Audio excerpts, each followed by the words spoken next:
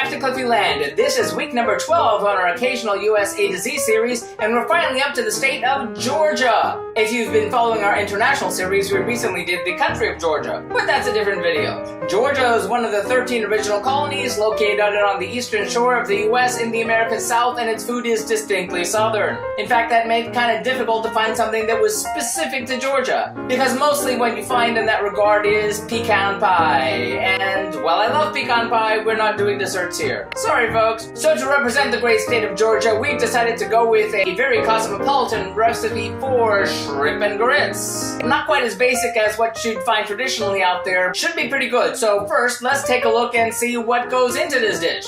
For our shrimp and grits, we'll need 1 pound of white or yellow stone ground grits, 3/4 of a cup of grated cheddar, 1/4 cup of Parmesan, 2 tablespoons of unsalted butter, kosher salt, 4 slices of bacon chopped, 1 pound of medium shrimp peeled, freshly ground black pepper, 6 button mushrooms thinly sliced, 1 clove of garlic finely chopped, half a cup of chicken broth, 1 tablespoon of fresh lemon juice plus 4 lemon wedges, half a teaspoon of hot sauce, and 4 scallions thinly sliced. Interesting note. There's a bit of discussion about grits, in that grits and polenta are technically the same thing. There is some discussion about the coarseness of the cornmeal in that, but again, same thing. Only particular difference is that you'll find instant grits out there which cook quicker but taste really crappy. So the recipe calls for stone ground grits. Get those, it takes a little bit longer, but I'm sure it'll be worth it. Now, let's get cooking!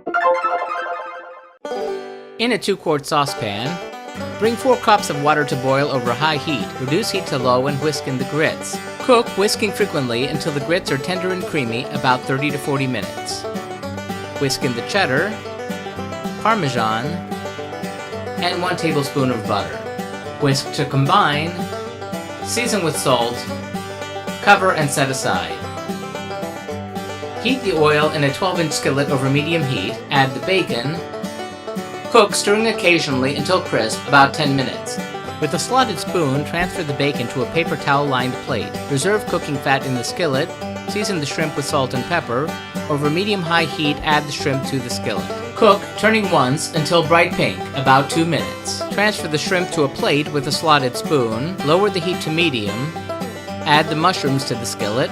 Cook, stirring occasionally until tender, about 5 minutes. Add garlic. Cook until golden, 1 minute. Raise the heat to high. Add the chicken broth. Scrape the bottom of the skillet.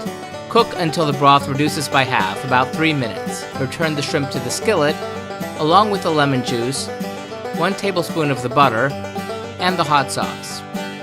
Cook, stirring frequently until the sauce thickens, about 1 minute. Divide the grits between bowls. Top each with shrimp and its sauce. Garnish each bowl with bacon, scallions, and lemon wedges.